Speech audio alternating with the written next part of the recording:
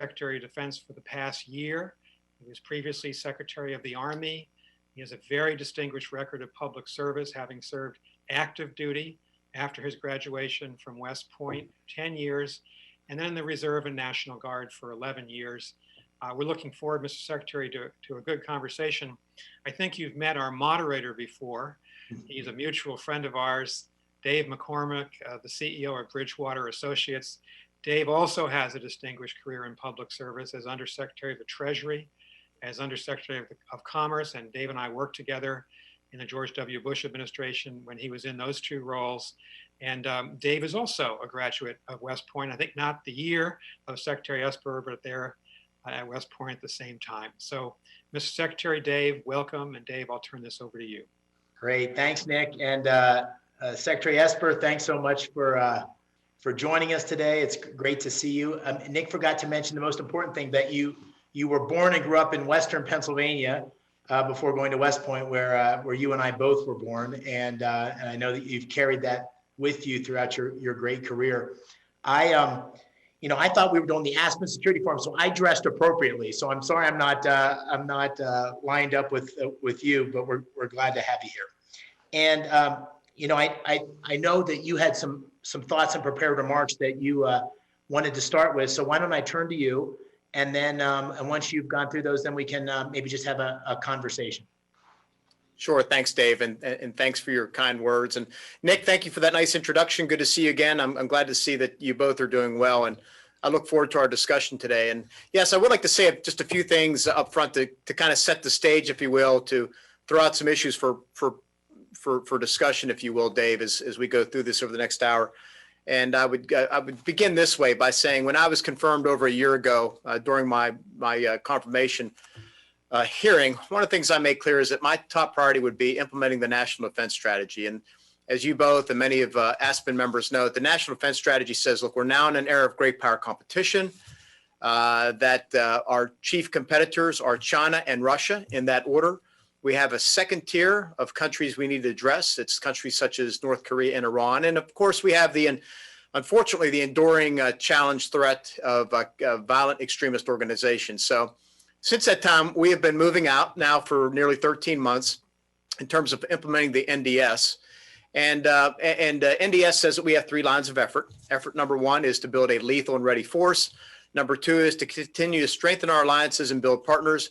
And then line of effort number 3 is to reform the department to find greater efficiency. And I translate that into creating time, money, and manpower, freeing up time, money, and manpower to put into other priorities.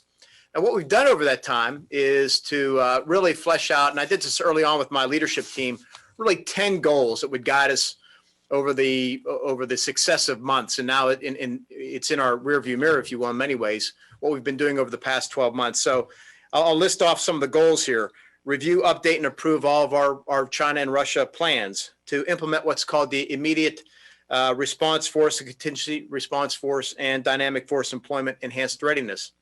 3, reallocate, reassign, and redeploy forces in accordance with the NDS. 4, achieve a higher level of sustainable readiness.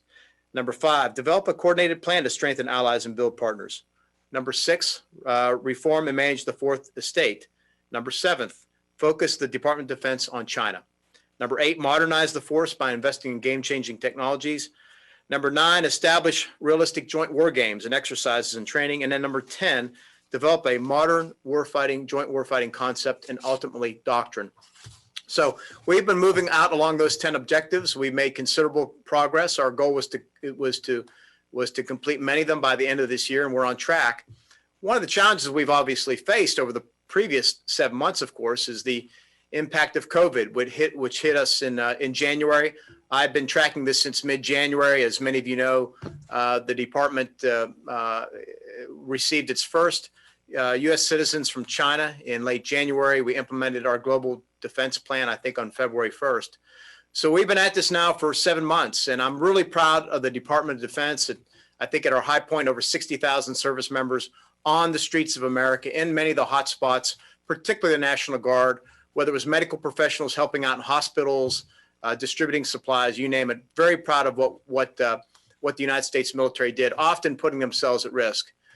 During that challenging time, I outlined 3 priorities. Number 1, take care of our people and their families. Number 2, ensure that we can maintain our readiness to execute our national security missions. And then number 3, of course, is support the whole of government effort. And so we continue to carry on. And to this date, we now have, for example, still have medical professionals deployed in both Texas and California. On top of that, we also had to deal with civil unrest in the wake of the tragic murder of George Floyd, if you will. Our service members, again, did extremely well in serving their state governors, the Guard that is, making sure that Americans had the chance to exercise their First Amendment right of freedom of speech and assembly, to protest and to do that peaceably. So I've been very proud of our Guard in that regard, in that manner. And then, of course, in the wake of that, I've pursued 3 initiatives to address racial discrimination, diversity, and inclusion in the ranks. And we could talk about that in some detail. But clearly, while the United States military has been a leader when it comes to dealing with discrimination in its ranks and making sure that it's not part and parcel of our force, we're not immune from what's happening in the broader society. So we're taking a number of actions to do that for 2 reasons. First of all, it's the right thing to do. But secondly, it's important to our readiness. We need to be able to recruit and retain the best and brightest and make sure that they all feel respected, regarded, and have all the equal opportunities that everybody else does in our force. And that applies not just for persons of color, but your ethnic differences, sex, gender, sexual orientation, you name it. We want to represent the American people that we've sworn an oath to protect and defend, if you will. So with that, I just want to say thank you for the chance today to talk about what we're doing at DoD and talk about broader issues in the external environment. I just want to assure you and everybody else that while America is focused inward, rightly so, on issues of COVID and whatnot, at the same time, we're doing both. We're focused inward, helping inward, but at the same time, maintaining our national security capabilities and defending the country. And we see that as our top priority and are committed to continue to do so here as we move forward. So with that, David, thank you. And I look forward to a good discussion today. Thank you. That covered a lot of waterfront there, and there's so much we could talk about. But I thought I might ask you to elaborate a bit more on really the defining geopolitical challenge of our time, which is obviously the rise of China and how to think about that from a national security perspective. In recent weeks, a number of your colleagues in the administration have made very significant speeches about China's role in the world and about some of the challenges. And you've talked a lot about reorienting the department towards this strategic competition. And so I wondered if you might elaborate a bit. What do you mean by that? What are the specific things that are underway, and how do you see that challenge evolving? Sure. Now, first of all, I've been watching China's rise now since for many decades. I was a war planner, if you will, in the mid-1990s while still in uniform here at the Pentagon. My first assignment focused on what was then PACOM. And so I've seen this over time in my various roles, whether it's at think tanks or on Capitol Hill. I served on a U.S. Commission on Economic and Security Review Commission, if you will. So China's been on this path for some time now. On all forms, whether it's diplomatic, economic, and the military. And so I think the NDS rightly recognized that we are now in this era of great power competition, and it's time that we woke up and addressed it, and that we competed much more vigorously with China than what we have been. And so we have taken this whole of government approach. With regard to the National Defense Strategy, and by the way, I'll pause because I don't know if you all can see me, but I can't see you now. We may have a technical thing on my side, but we've undertaken a number of actions. So again, I said I focused the Department of China. We had to update our plans to be consistent with that. What I've done is turned the National Defense University. I've asked them to focus 50% of their curriculum on China so that our most senior officers have a good understanding for how China operates politically, economically, militarily, what their decision-making processes are, what their values, how the party's organized and whatnot. I've made China the pacing threat for our armed services, much like David, you and I would recall from our days during the Cold War. So we're now understanding better Chinese order of battle and things like that. I want to make sure it's taught in our schools. We're trying to expand our language programs, but clearly it's going to be the challenge of our time. I don't see China right now as an inevitable threat that we're going to have a fight with them, whatever the case may be. But we do have to compete, and we have to be much more vigorous in all domains, if you will, whether it's, again, diplomatic, informational, military, political. I've been speaking out since early days of my tenure here. I gave a major speech at the annual think tank event in Verkunda in Germany earlier this year and spoke a number of times. So look, it's a big challenge and we need to face up with it. And I think our hope is that we can get China on the right trajectory where they share our same values, where they at least respect international rules and norms and don't try and alter them, where they stop doing what we've seen them do to many of our partners around the globe, particularly in the Indo-PACOM, where they're twisting arms and using other coercive techniques to get their way and trying to play the regional hegemon. So it is a particular challenge. We need to continue to outreach to them, but we also need to recognize that we're in a new era. Yeah, and you've spoken a lot about this, and I know one of your priorities was a very ambitious defense reform agenda, which you've laid out. And of course, as a former defense planner, you know that the challenge is to allocate resources so you're able to deal with the challenges immediately in front of you while at the same time investing in a future set of capabilities that would be more aligned with dealing with some of the asymmetric threats that are evolving in China and Russia and elsewhere. Talk a little bit about that effort. And I don't know where I read it, but I also read about some of your efforts on the resources to make sure you were cutting out the fat with your, I guess, late night sessions in your office where you went line by line. So talk big picture and then go granular, if you will, about how you've tried to make that reform effort a reality. Sure. You know, it's so much about making choices and prioritization. And I know you know that, others know that from their careers also. And look, first of all, we have a very generous defense budget from the American people. I still believe we need to maintain 3 to 5% annual real growth to keep it that way, to make sure that we're as ready as we need to be to face not just today's threats, but future threats. And that is the trade-off. It's the present versus the future. It is what do you need to fight today's fights? Because we have serious challenges. If you look in the Mideast with regard to Iran, other places around the globe, North Korea clearly is a challenge for us. But at the same time, I have to be thinking about the future. That's my role in so many ways. And so it's making those trade-offs on a day in, day out basis. The first week I came in this job over a year ago, we instituted a defense-wide review where we went through what we call the fourth estate, all the 29 plus defense agencies that make up the backbone, if you will, of the military, and found $5.7 billion that I could put into these national defense priorities. Because yes, we want to always go after fat. Sometimes you have to go after a little muscle too. And after the defense-wide review, we began a series of combatant command reviews, and we got about 6 underway right now, again, to reprioritize our resources, whether it's troops or money or resources or simply time, to focus on the challenges of Indo-PACOM. And to me, that's the fundamental thing when you talk about implementing the NDS is, how do I make sure that I have sufficient resources, capability in that theater to compete with China, first of all, and secondly, deter any type of conflict. And third, if those two things fail, I got to be prepared to fight and win. And that means, again, making hard choices, pulling things from other theaters, if you will. And the China competition, by the way, is not limited to Indo-PACOM. It's a global competition. So we see them in all parts of the world. So it's multifaceted and it requires tough decisions. And look, we're making those tough decisions as best we can. I can't hear you, Dave. Part of that you've talked about is innovation. And I wanted to maybe ask if you could go a bit deeper on that. I think if you walk the basement of OMB or down in net assessment, you'd probably see some dust on former transformation reform efforts, some of which haven't come to fruition in the ways that the originators had hoped.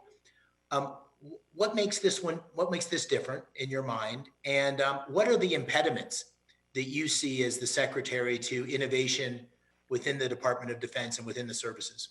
Yeah, it's a great question. I mean, we're clearly at a pivotal moment, an inflection point, if you will. I will tell you from my days as Secretary of the Army, and you would recall this as well, we were still living off the Reagan buildup of the 80s.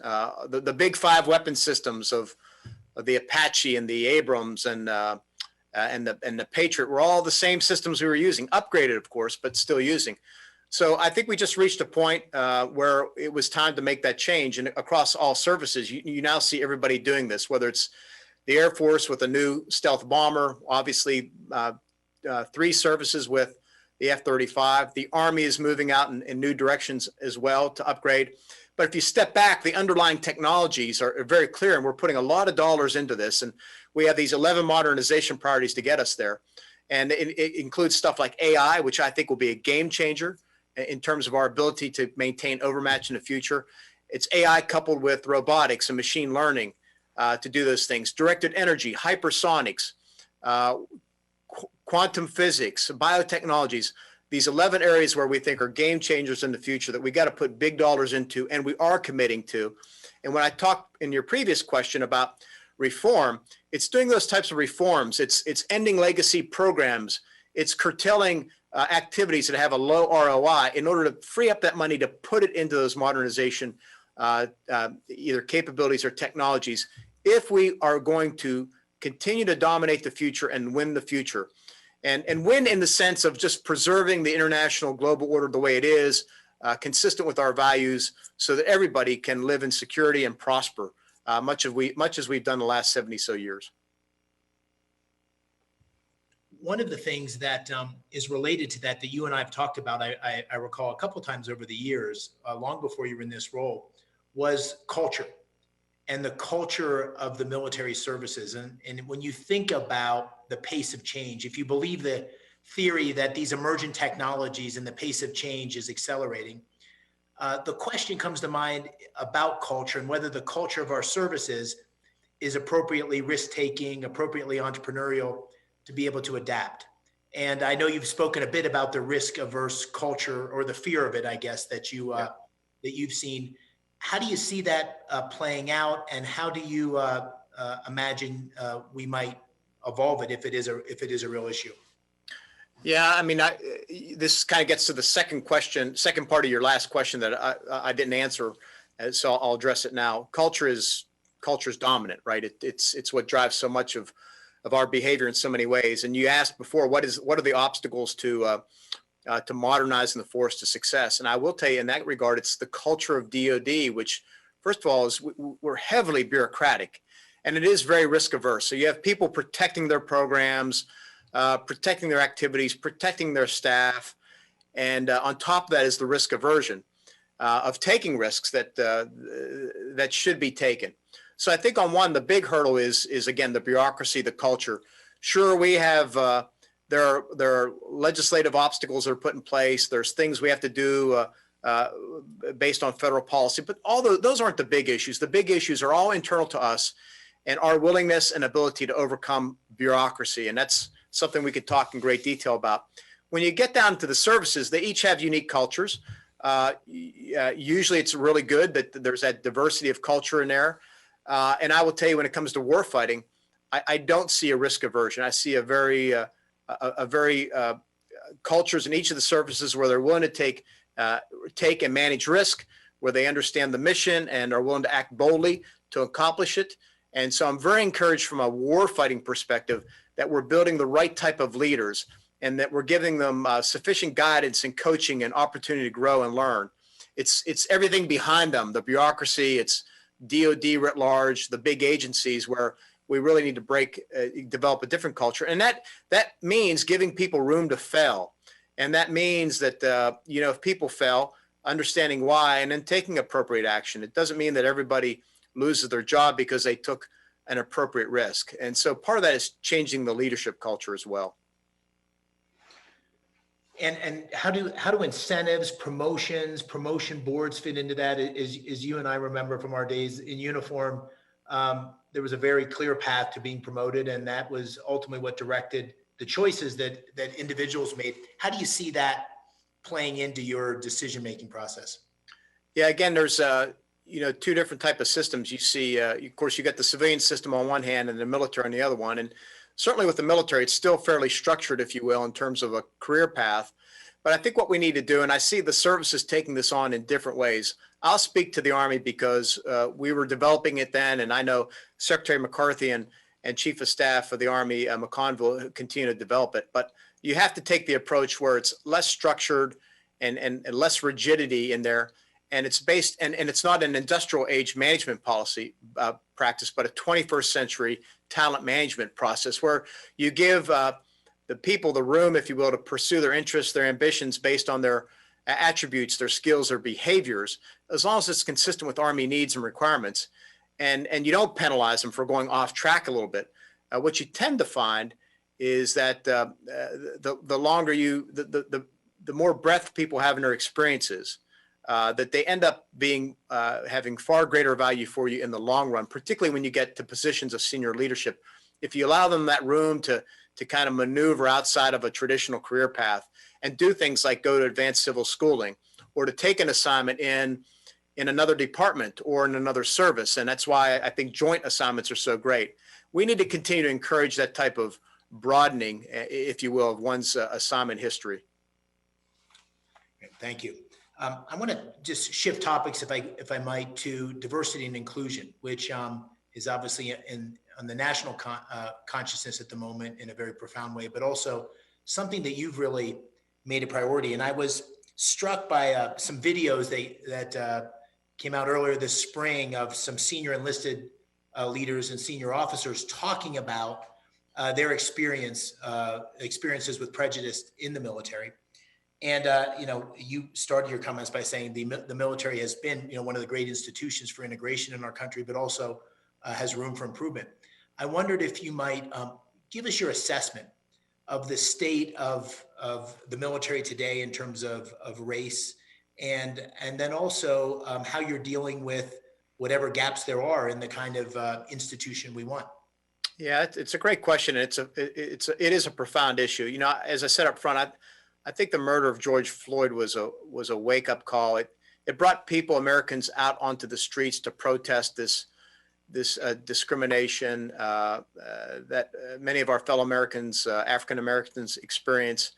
And it was a wake up call for us as well as leaders. We know we're not immune to what is happening in broader society, that society that we serve. And look, it's clear because we bring young men and women into the service all the time from all walks of life, all corners of the country, urban, suburban, rural, black, white, Asian American, you name it, all types. And I don't think what everybody appreciated, at least me personally, is the depth of sentiment out there among our service members of color, particularly Black Americans, about how much the killing of George Floyd and the other incidents that preceded it and succeeded it had on them, and what they were experiencing in the ranks as well. And I'll tell you, within a week or two of that, I started going on the road to check out training. I did it as part of COVID to see how our recruiting and training base in particular was holding up under the stresses of COVID. And it eventually turned into listening sessions as well. So I've done 8, 9, 10, if you will, across the United States and abroad, listening to service members, various diverse groups, and you get a true sense of what they've experienced, anecdotes, story after story, and the good news, or maybe the bad news, is it's all consistent. Everywhere I go, regardless of service, regardless of location, same type of stories, same type of experiences. So look, we took it upon ourselves as a leadership team that we had to do better. We must do better. DOD had a history of leading on these issues, and it was time for us to step up again to really capture this moment. So I laid out 3 initiatives. Number 1 was to come up with what I call quick action items that we could do now to really make a difference and to get things moving. And I signed that on, I think, July 14th. July 15th was initiative number 2, where we stood up a defense board for diversity and inclusion, led by the Secretary of the Air Force, Secretary Beirut. She was joined by the senior enlisted advisor to the chairman, Colon Lopez, a very diverse team, and diverse not just in terms of having persons of color and different ethnicity, but we also want to get persons different in ranks. We got young officers, mid-grade officers, younger enlisted, mid-grade enlisted, because we knew they would own the future. They really had to kind of help us, lead us on this, and we wanted to be part of that. So that she's doing a 6-month sprint, if you will, to bring me back recommendations in December. The third piece, the longer piece, is the Defense Advisory Committee on Diversity and Exclusion in the Armed Services, mirrored on the very successful DACOWITS, which took up the same charge when it came to women in the military. And we'll be standing that up probably end of November, if you will. But that'll be the long-term, enduring, independent, if you will, body that will look over time and really help us see ourselves better and help us make progress on issues of diversity, inclusion, and equal opportunity in the force. It's critical because, first of all, it's the right thing to do. But secondly, it's important to readiness. If we're going to deploy and employ a ready, capable force, we have to have Americans of all walks, of all colors, ethnicities, et cetera, filling part of the team and part of the team. Yeah, you made the point that if anything, COVID has heightened our awareness of some of the challenges around diversity and inclusion. I also wondered, how has it affected, through your eyes, the readiness of the force? What are the strains and stresses that it's created? What changes in operational tempo, training, and so forth? And how do you see that playing out over time? Yeah, so clearly when it hit early on, we could see it kind of coming. This is back to January, if you will, and it took some time to see the full effect by April, if you will.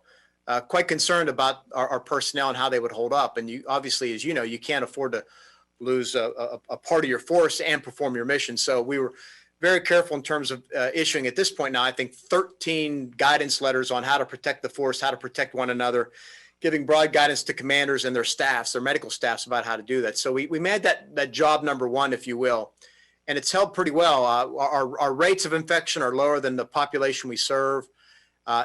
Every death is a tragedy, particularly in the military, and thank goodness we've only lost one person, one active duty member, to COVID. So I think with the measures we took in place held up as well. As a result, the force has been able to perform its national security missions inside the country, but outside the country as well. And we've tiered our force to do that. The areas where I became most concerned were twofold. One was can we recruit and can we bring young recruits in this COVID environment? And we made some adjustments to do that, and we can talk about that, if you will. But I think the services took slightly different approaches, but generally the same, and we're able to manage that pretty well. And I think we're going to hit our end strengths this year for the most part. The Marines may fall a little bit short, but that's been managed well, because if you don't, otherwise you could create a hole in the system that will take years to work its way through. The other one, which is a little more challenging, is a defense industrial base. And why do I say that? Because unlike the military, where we have a young, fit, healthy population that can withstand COVID better than most, the defense industrial base is an older, less fit, if you will, population that I'm more concerned about. And obviously, it's your most important resources, your persons, your people, their ability to fight and win, but they need that hardware, that technology, those instruments of war, if you will, to do their jobs. And that's where I have been concerned and remain concerned. A lot of credit to the team here that handle acquisition and sustainment under Secretary Lord, who's done great things to keep the defense industrial base afloat, to help them with progress payments, cash payments, everything we can do to keep those industries healthy, particularly, as you know, when you get into those third and fourth tier suppliers, they can't afford to take a month off. They can't afford to lose a contract without going completely out of business. So that was and remains my principal concern right now as I look at the impacts of COVID. That said, I will tell you there are silver linings in the COVID cloud that we found as well, and we could talk about that if you want. Yeah, please. What are the silver linings? Well, so, when I went to Parris Island to see the Marines and how they were adapting to COVID, they for example, took in a practice where they brought them in, and for 2 weeks, they would socially distance them in a separate barracks, separate area, if you will. And it was very successful in terms of limiting the spread of COVID. But what we eventually found, too, was not only did it reduce the COVID cases considerably, dramatically, we also saw fewer cases of other types of respiratory illnesses and other things that afflict young people when they all come together. So at the end of the day, we saw higher rates, if you will, of young recruits showing up for duty on a daily basis. Another example was, instead of giving young recruits a week plus breaks in between basic training and extended training, if you will, by only limiting them to maybe a long weekend, 3 days, we found that they came prepared for that second tranche of training. Again, more fit because they didn't take a week off. They weren't getting in trouble at home. They were more ready for the training. So we're seeing benefits in different ways. And I could talk to each of the services and show you how we found silver linings in each of these things. Even the Army said, they a different type of training where they allowed the recruits for the first 14 days while they were restricted movement to do a little bit more bonding, if you will, under far less duress than they would normally have on day one. And what they found as a result, by giving them 14 days to bond and get to know one another, once they hit that traditional day one, high stress, high duress, drill sergeants in your face type of situation, we're seeing lower rates of attrition because they know one another, they can lean on one another, they've bonded already, and it's having a much improved impact on our ability to get larger numbers of folks through the pipeline. I see. That's interesting. Mm-hmm. One of the things you mentioned earlier in your remarks that sort of related to COVID is, there's a math problem that we as a country are facing. And if you think of our economic might really underwriting our national security, we, as a result of COVID, have, significantly increased our deficits, our debt as a percentage of GDP. And so there's, even under the most optimistic scenarios, there's a much different fiscal outlook. And it's not clear that we're at all done spending yet. A much more difficult fiscal outlook than there was, 3 months ago or January 1st. And so, how do you think about that as sort of a national leader with your point about the 3 to 5%? And there's sort of the reality of our moment and how would you advise policymakers, members of Congress, and so forth to think about those trade-offs? Yeah, look, I give the president and Congress a lot of credit for coming up with these $1 trillion plus spending packages. The first one was $3 trillion plus, and we'll see what the next one will be to help Americans, to help the economy stay afloat, to do all those things we need to do. We're also all cognizant of the fact, I am as well, that as you noted, it adds to the debt and the deficit, which inevitably puts more pressure on the federal government, on DOD in particular, in terms of downward pressure on our budget. I said up front that in order to kind of sustain the great progress we made over the last 3 years, President Trump, year after year, we've seen increases in our budgets, which has resulted in increases in readiness and increases in our investment accounts and all those things. But to continue to expect that type of a generosity from the American taxpayer when we see discretionary spending rise, mandatory spending rise, means we have to be much more aware of what's happening in there over time as well. We were talking about this just yesterday when we talked about how do you grow the force, how do you grow the fleet, conscious of the cost it will put on the system. So that's why I continue to beat the drum that we have to be much more cost aware, cost efficient. We got to make those hard choices. We got to get rid of legacy systems.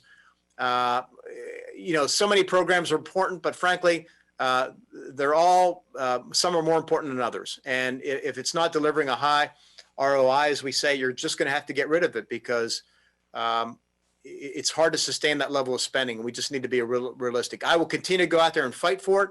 I think it's important, but at the same time, the one thing I can control is how we spend our dollars. And I'm going to continue to emphasize that with the services and with the combatant commanders. Great, thank you. I'm gonna pivot again to a new set of questions. For those in the audience, I wanted you to encourage you to put questions in the Q&A section, and we'll try to draw those questions into the conversation. Mr. Secretary, I hope we might turn to allies, alliances, and partners, which I know has been a very significant. I think your travel schedule is indicative of the priority you place on that. And they're key to our national security. I hope you might give us some context and background on the repositioning of troops in Germany. What's the thinking and the reaction within NATO, and how does that advance the national defense strategy that you described? Yeah, no, look, allies and partners are critical. It's the asymmetric advantage we have over both Russia and China, hands down.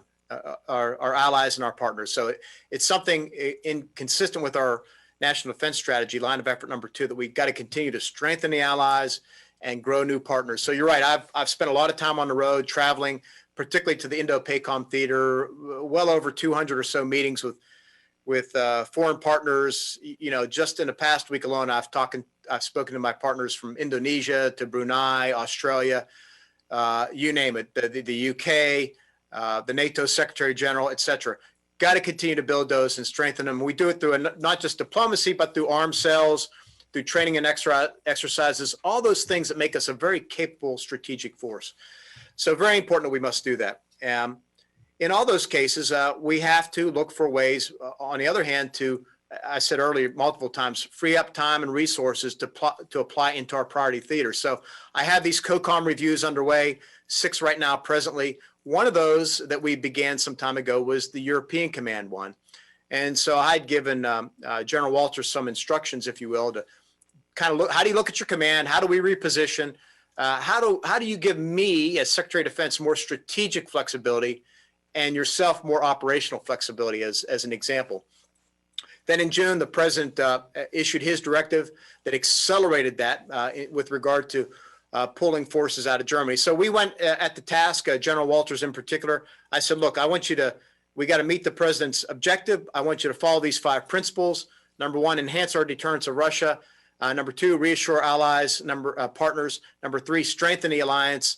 Number 4, give me greater strategic flexibility and your own operational flexibility. And number 5, take care of our service members and their families in the process. I think they did a really good job. The number they came back with was to pull 11,900 out of Germany. That would leave nearly over 24,000 troops still in Germany, still the largest country hosting U.S. forces. But what we did in the process and what will be underway is a way by which we made the alliance more capable. And I'll just speak to it in strategic terms. And with regard to Russia, what we'll end up doing is actually moving forces further east. In other words, following the trail of our newest members of the alliance. So we see putting more rotational forces into the Black Sea region, Romania in particular. And then my aspiration is also to put more forces up into the northeastern flank as well, both the Baltics and Poland. And if you saw in the past week, we announced the deal was made with Poland where we'd have 1,000 troops there, a 4 deployed 5th Corps headquarters as well.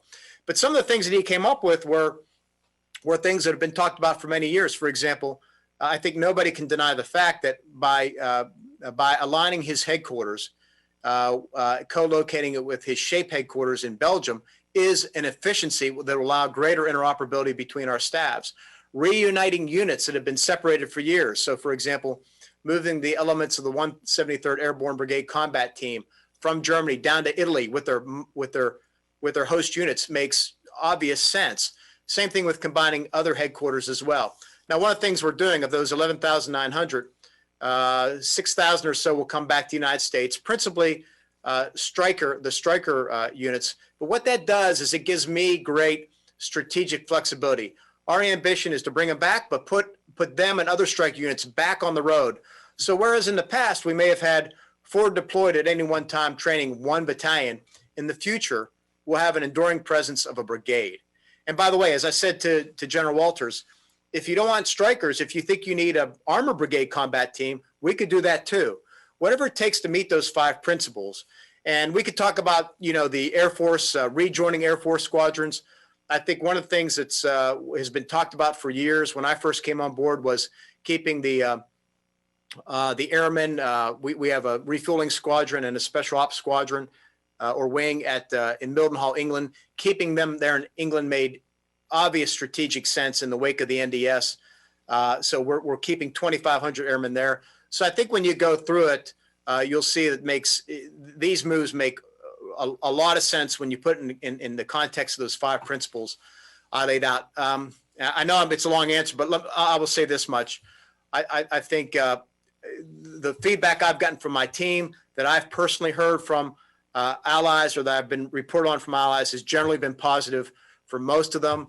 And, Germany, to their credit, I spoke to my counterpart a week and a half ago now, obviously disappointed with regard to losing forces, but recognized the important thing was strengthening the alliance and doing those other things.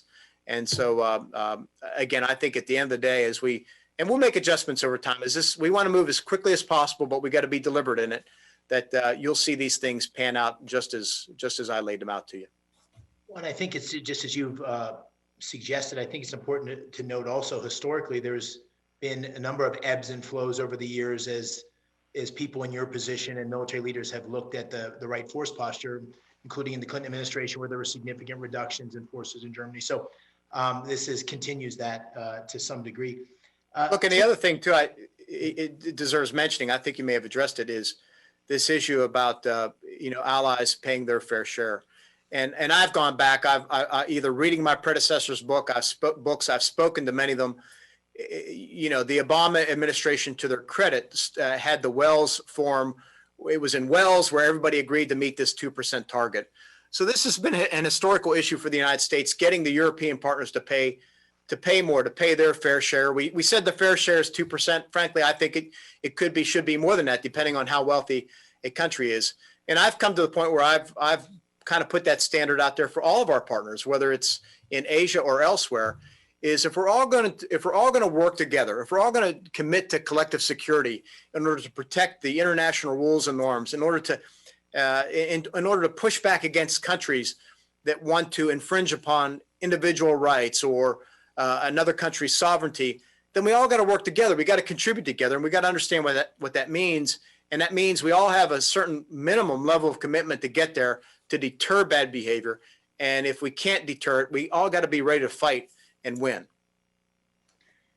Can you spend a minute on Asia and the same question and the importance of the Quad? The Prime Minister of Australia was on yesterday. Obviously, Australia has taken a very different defense posture in recent months and years based on the rise of China. How do you see our alliances in that part of the world, and comment on the Quad in particular?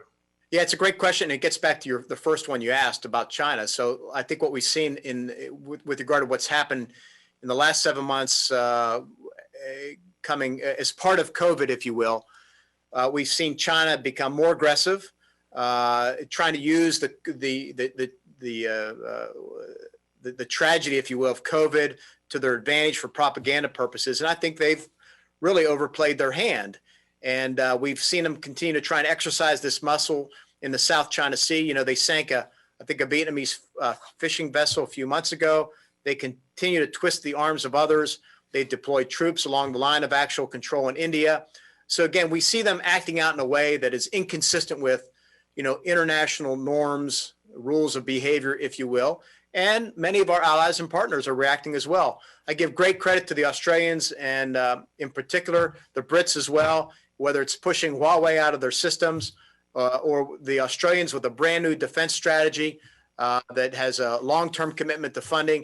Secretary Pompeo and I just did a 2+2 with them where we talked about these issues. But what you see, and oh, by the way, another silver lining of COVID is because we haven't been able to travel as much, we're doing much more online, much like you and I and all of the Aspen members are doing today. So we've been doing Five Eye partner civets meetings. We've been doing trilateral meetings, if you will.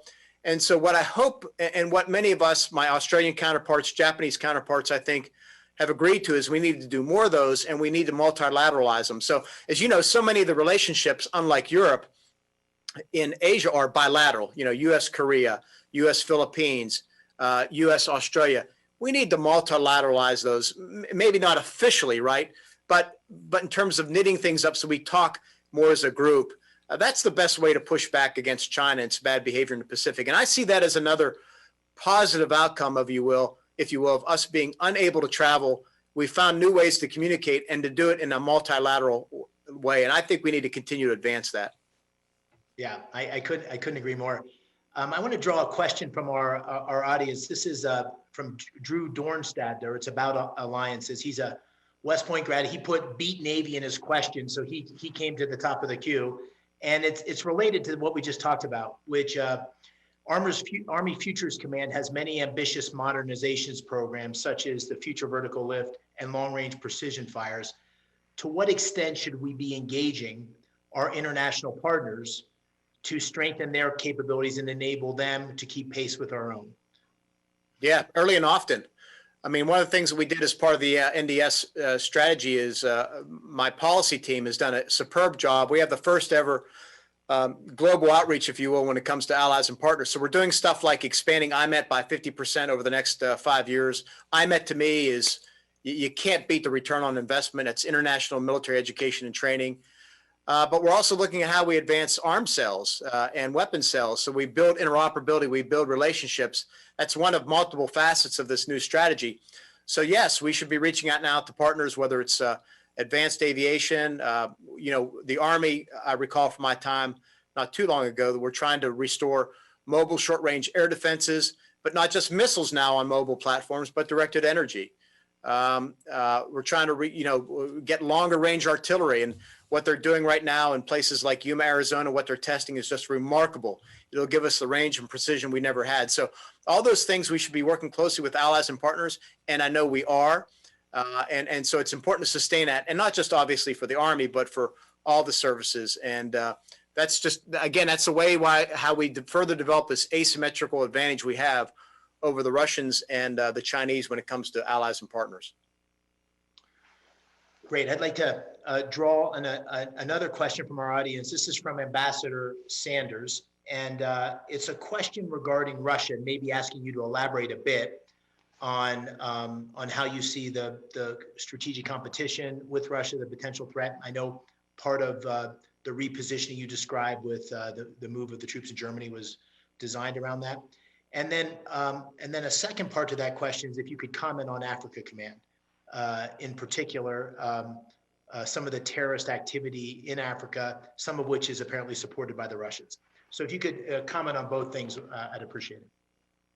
Yeah, so on the first one, obviously under Putin, Russia has taken on a much more aggressive posture out in the role. We obviously have seen them move into the Middle East, Syria in particular. They're playing multiple hands in various parts of the world. We see them in Libya. Obviously, they're in Africa too. So, and we know well their invasion of Georgia, annexation of Crimea. They're occupying part of Ukraine. They're stirring trouble up in the Baltic. So, look, it's focused the attention of NATO. It's unfortunate we're in this situation, but we have to stand up and deter them. We have to stand up to them. And that means committing funding, committing troops, committing more capabilities to deterring Russian bad behavior so that there isn't conflict in Europe, so we can continue to defend those democracies that we count as our allies. And that's my commitment. I served as a young officer in Italy as part of NATO, actually as part of the NATO Rapid Reaction Force. So I know the value of the alliance, and I know the value is greater than the sum of the parts when you work together. So Russia has given us that focus, and we need to continue to kind of to address them wherever we see them out there playing. So one of those areas is Africa, of course. You mentioned that. AFRICOM, I think, I just got off the phone a short while ago with General Townsend, the head of AFRICOM. He's doing a great job down there. As part of the reforms, what I've asked him to look at is, yes, we need to focus on the counter VEO threat in Africa. And there are groups in both, principally West Africa and East Africa, but we have to be able to distinguish between threats that are local or regional in nature and those that threaten the homeland and our strategic interests. So as we look through our reform options there, and we've made a number of changes already, he's focused on that. And what I've put, though, at the top of his list is focus on great power competition in Africa. Where do we need to be in order to address what China and Russia may be doing, whatever footholds they're trying to gain, whatever governments they're trying to influence? And so as part of that process early on, what I said was, look, I'm going to deploy parts of a Security Force Assistance Brigade. It's a new organization in the Army, which is geared to doing that type of assistance for other countries' militaries. And so he's moving out on that front. Well, part of the discussion we had a short while ago is other places where we may address, again, great power competition. But I've tried to give him a prioritization list, and he's working through that. And as we continue to review his combat command, I think we'll continue to make good progress when it comes to moving forward on the national defense strategy. We've had a number of people raise a question about, I don't know if you're able to speak about it, what happened in Beirut. Are you able to share anything on that, or is that something where you're still getting information? Yeah, still getting information on what happened. Most believe it was an accident as reported. And beyond that, I have nothing further to report on that. It's obviously a tragedy. We mourn for the dozens, if not hundreds of Lebanese possibly killed and thousands hurt. And it's just Lebanon's struggling right now in a number of ways. And it's a shame to see it happen. When you see the video, it's just devastating. And you wonder, I mean, it's really, really bad. It could have been much worse. But we want to help. I spoke to Secretary Pompeo this morning. We're reaching out to the Lebanese government, have reached out. We're positioning ourselves to provide them whatever assistance we can, humanitarian aid, medical supplies, you name it, to assist the people of Lebanon. It's the right thing to do. It's a humanitarian thing to do in the wake of this tragedy. Got it. And just prior to your session, we had Brian Hook interviewed. And so there was a lot of talk about Iran and the Iran deal and so forth, or actually the Iran deal rather. But I wondered if you just could talk about through the eyes of DOD and how you think about that threat and think about DOD's strategy and the national defense strategy in terms of being prepared to respond. Sure. Now, look, first of all, we absolutely support the maximum pressure campaign. Iran has been a bad actor in that region since the revolution in '79, spreading malign activities, all the way from Africa across today into Afghanistan, the other stands, stirring up problems, controlling, influencing governments. And it's been really bad. So you have that aspect of it. You have hostage taking happening for many years. We know their pursuit of long-range weapons, missiles, and of course, to top it off, their pursuit of a nuclear weapon, which we absolutely cannot allow. So DOD's posture is again, continue to strengthen our allies in the region, whether it's Israel or partners such as the Saudi Arabia and other countries in the Arabian Peninsula, reassure them, make sure we can deter Iranian bad behavior wherever it happens, whether it's on the land in places, again, across the Arabian Peninsula or even into Africa. Certainly deter bad behavior in the maritime sphere. We saw last summer where they were, stopping ships, sabotaging ships, doing things that would disrupt commerce and freedom of navigation. And that's one of the key principles that the United States tries to enforce out there, uphold, is freedom of navigation, freedom of commerce, whether it's the Persian Gulf, the Strait of Hormuz, or the South China Sea, where we do freedom of navigation ops. So there's that piece of it. And then you have Iraq, where we've been for many years now, trying to help Iraq get up on its feet, stay up on its feet in a very challenging neighborhood. We have full respect for their sovereignty. We're there as guests of the government to help them ensure the enduring defeat of ISIS. But at the same time, we don't want to see them captured by Iran. And we want to see a sovereign Iraq out there that can stand up for itself. So we're balancing a number of things. We're supporting the policies set forth, established by the president, implemented by the State Department. We stand there to support our negotiators and maintain the peace and really deter Iranian bad behavior. And again, if that fails, we're prepared to act as we did in December and January. Thank you. I'm gonna give you a final question here, which draws a bit on what some of the audience have said, but also just something that I'm interested in, which is it's really two parts. One, I have some sense of what it's like through your eyes in terms of your, going to West Point and then serving as a combat officer and now having the great privilege of leading the men and women in our armed services. So I wondered if you could reflect on the last year as Defense Secretary and just give us whatever thoughts you have on that. And also related to that, you've traveled around the world. You've met the men and women in uniform. We talked about this right when you took the Army Secretary job. And the thing that comes out just as it did today, but always when I talk to you, is just this admiration, love, respect, feeling of absolute commitment to the men and women in the armed forces. And I know sometimes when we talk about weapon systems and billions of this and NDS is that, sometimes it's easy to forget those young faces and all that they're doing for our country. So just ruminate, if you will, on both of those points as we close out. Yeah.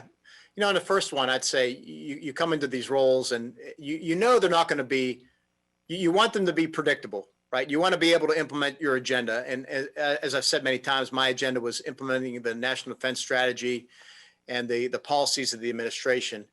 And you want that, but you know it's going to be upset by reality, by what happens in the world. And so it's not unexpected to see threats happening, to have to deal with in Iran, or counterterrorism operations, things like that. But look, nobody a year ago would have predicted we'd be facing a global pandemic that has shut down the economies of the world, that has done so much damage, and of course the human toll, which is terrible. So that, and then we faced for a period of time civil unrest. So you never know what the world, what fate will throw at you. I've just been blessed to have a really good leadership team. Beginning with the Deputy Secretary of Defense and the Chairman of the Joint Chiefs of Staff, who I've worked together with both previously. Great in terms of civilian secretaries and service chiefs, and the combatant commander. So we have a really good team that was flexible, adaptable. One of the things that I did when I came in was to break down the silos that we had at the time, where the service secretaries would meet in one meeting. You'd have a different meeting with the tank and the chairman and the Joint Chiefs of Staff. You'd have another meeting with just OSD staff, and we immediately went to a format where we all sit together twice a day on a Monday. The morning deals with quarterly updates on things such as modernization or our people or readiness and things like that. And then the afternoon session with all those players plus the combatant commanders, we talk about strategy and how to implement the NDS and how to deal with Russia and China. And so we've really flattened the organization. That really enabled us to deal with COVID and things like that, I think, much more effectively. So look, you never know what the world's going to throw you. Who knows what's going to happen tomorrow? But we've had a good team, and I think we've held up pretty well given all that's happened. With regard to your second question, I mean, you're spot on. There's nothing that I enjoy more than going out on the road and spending time with our soldiers, sailors, airmen, and Marines. I mean, they inspire you each and every day. Their stories, where they came from, why they joined, what keeps them motivated, what their aspirations are, learning about their families, about their careers. As I so often tell them, particularly when I do swearing in ceremonies for brand new folks joining the military, I just say they're just such great Americans. They're willing to raise their right hand and swear an oath to the Constitution and give their life, sacrifice themselves for their fellow Americans in defense of an idea, of ideals that say that we're all free. We have these inherent rights that are guaranteed us in the Constitution, that we believe in democracy, and that this is what bonds us together. People from different backgrounds, ethnicities, against sexual orientations, gender, you name it. We all are bound around this notion of the Constitution, what it means, and they all raise their right hand and swear that oath and commit to give their lives to that cause. You can't help but be inspired by it.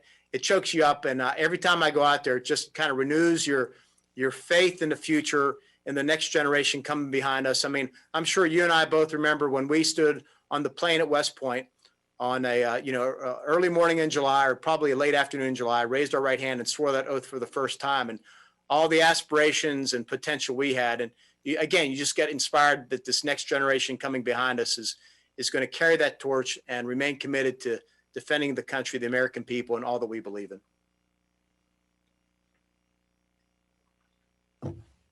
Mr. Secretary, thank you. Dave, thank you. Mr. Secretary, can I just thank you for what you just said? That was really stirring, and we thank you for your public service, and thank you for defending all of us in our country, and all best for the challenges ahead.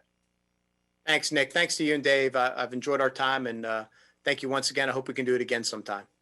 Thank you, sir. Thank you. Dave, thank you so much. And for those of you watching, we're going to take an adjournment until 2:45, 15 minutes before the hour. We'll be back with David Rode to talk about the deep state. Thank you very much.